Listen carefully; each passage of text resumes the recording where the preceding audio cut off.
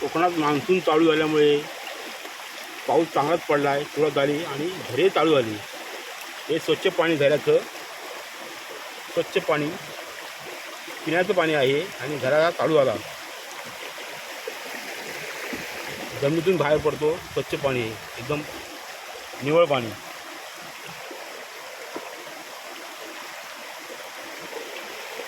असे अनेक झरे कोकणामध्ये चालू होतात. पाऊस पडला की झरे असे पाणी पिण्याचे झरे चालू होतात.